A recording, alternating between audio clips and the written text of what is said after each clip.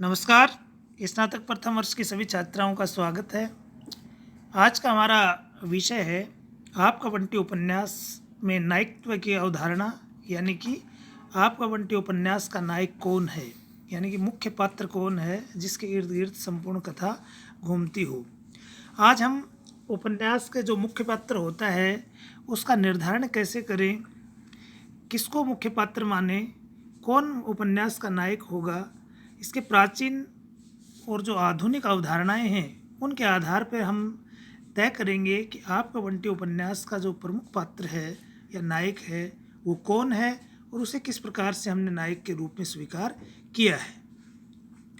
नायक के प्रति उपन्यास में दो प्रकार की अवधारणाएं हैं। एक प्राचीन विद्वानों की अवधारणा जो परंपरा का आग्रह करती है, और एक आधुनिक विद्वानों की अवधारणा जिसको हम कह सकते हैं कि एक परंपरागत दृष्टिकोण और एक आधुनिक दृष्टिकोण। परंपरागत विद्वानों ने जिस आधार को मानते हुए उपन्यास के नायक का निर्धारण किया है उसे हम परंपरागत दृष्टिकोण कहते हैं, और आधुनिक के जो विद्वानों ने चरित्र के आधार पे या संवेदना को महत्व देते हुए नायक का स्थान निर्धारित किया है उसको हम आधुनिक अवधारणा कहते हैं।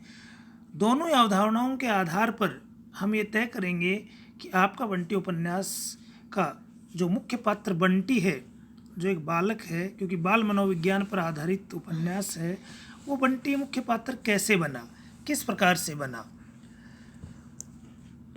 अगर हम प्राचीन विद्वानों के दृष्टिकोण से देखें तो वे कुछ निश्चित बिंदु उन्होंने बना रखे थे जिसके आधार पर वो तय करते थे कि नाटक का नहीं उपन्यास का जो प्रमुख पात्र कौन है।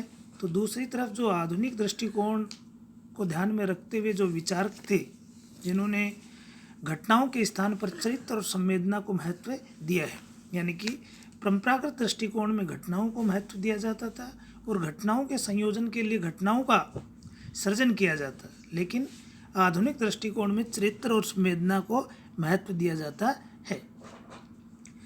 परंपरागत दृष्टिकोण से कुछ बिंदु हैं जिनके बारे में हम चर्चा करें कि एक तो नायक के समस्त पात्रों में विशिष्ट महत्व का पात्र होता है। दूसरा, जो नायक होता है वो कथानक के प्रारंभ से लेकर के अंत तक किसी न किसी रूप में निरंतर बना रहता है, उसकी उपस्थिति रहती है। सभी पात्र जो उपन्यास के होते हैं उनसे किसी न किसी रूप में वो जुड़ा भी रहता है, उसका संबंध रहता है। नायक का उपन्यास की मुख्य कथा और प्रासंगिक कथाएं जो होती हैं, गौण कथाएं होती हैं, उनके साथ भी सीधा संबंध होता है, और उसका चरित्र विशेषता के कारण न केवल पाठकों को प्रभावित करता है बल्कि उनकी सहानुभूति को भी ग्रहण करता है। दूसरा, नायक का जो व्यक्तित्व है और चरित्र ऐसा होता है कि वो भाव, संवेग और रस सब उसी में फूटते हैं और उसी में समाहित होते हैं। ये एक विशिष्ट पात्र होता है जिसको अगर उपन्यास से हम अलग कर दें तो कुछ भी शेष नहीं बचता है। इस प्रकार से जो उपन्यासकार का जो प्रमुख जो पात्र की जो कल्पना होती है वो परंपरागत दृष्टिकोण से इस प्रकार की होती है। आधुनिक दृष्टिकोण में हम पात्र की घटनाओं या पात्र की उपस्थिति या पात्र के महत्व को देखते हुए हम उसके नायक के पद पर प्रतिष्ठित नहीं करते हैं। उसमें उस नायक को हम, उस पात्र को हम मुख्य पात्र मानते हैं जिसके चरित्र ने हमको सर्वाधिक प्रभावित किया हो, जिसके चरित्र ने संवेदना पैदा की हो, आधुनिक जो दृष्टिकोण है उसको प्रभावित किया हो। जैसे हम देख सकते हैं कि आपका बंटी जो उपन्यास है वो एक चरित्र प्रधान उपन्यास है जिसमें बंटी की संवेदना है, बंटी का अहम है, बंटी की कुंठा है, उसको बड़ी ही प्रभावशाली तरीके से अभिव्यक्त किया है। इसलिए दोनों ही दृष्टिकोणों से बंटी है वो इस उपन्यास का प्रमुख पात्र है। कुछ बिंदुओं के आधार पर हम इसे स्पष्ट भी कर सकते हैं कि बंटी को हम कैसे उपन्यास का प्रमुख पात्र माने। सबसे पहले हमने बताया था कि उपन्यास का पात्र ऐसा होना चाहिए जो प्रारंभ से लेकर के अंत तक वो बना रहे।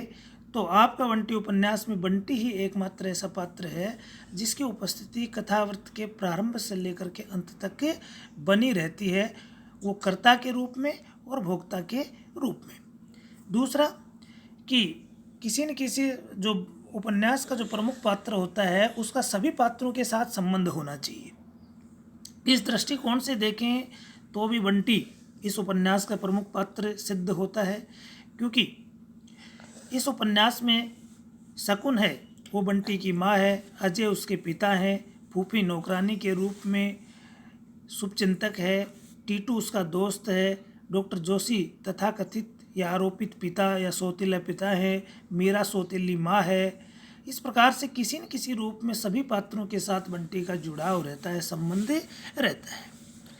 दूसरी एक अगला जो बिंदु है वो ये कि मुख्य कथा के साथ साथ उपन्यास के नायक का संबंध प्रासंगिक कथाओं के साथ भी रहता है। इस आधार पे भी देखें तो बंटी प्रासंगिक कथाओं के साथ भी कहीं न कहीं जुड़ा हुआ है, चाहे वो प्रत्यक्ष रूप से हो या अप्रत्यक्ष रूप से हो। इसके बाद जो महत्वपूर्ण जो आधुनिक दृष्टिकोण से भी है कि उपन्यास का मुख्य पात्र ऐसा होना चाहिए, नायक ऐसा होना चाहिए जिसके साथ पाठक की संवेदना और सहानुभूति दोनों जुड़ी हुई हों और पाठक की संवेदना और सहानुभूति को अर्जित करने में पूर्ण रूप से सक्षम हो सके। इस दृष्टि से देखें तो बंटी इस रूप में पूरी तरह से सफल है, क्योंकि माता पिता होने के बावजूद भी वो अनाथ की जिंदगी जीता है, तलाकशुदा दंपत्ति के बच्चों पर पड़ने वाले प्रभाव का प्रतिनिधित्व करता है उस बालक के रूप में, और माता और पिता दोनों ही अपने जीवन को जीने में व्यस्त और मस्त रहते हैं, केवल विमुख रहता है बंटी।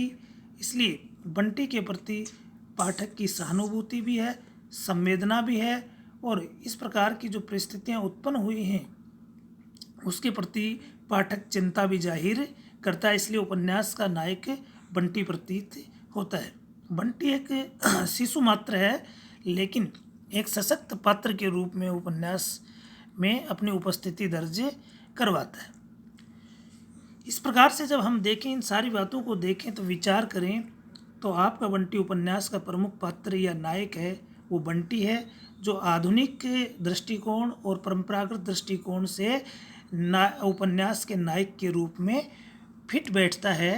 अतः हम अंत में कह सकते हैं कि परंपरागत एवं आधुनिक दृष्टिकोण से आपका बंटी उपन्यास का नायक बंटी है, जो परंपरागत दृष्टिकोण एवं आधुनिक दृष्टिकोण से चरित्र नायक के रूप में अपने आप को स्थापित करता है। धन्यवाद।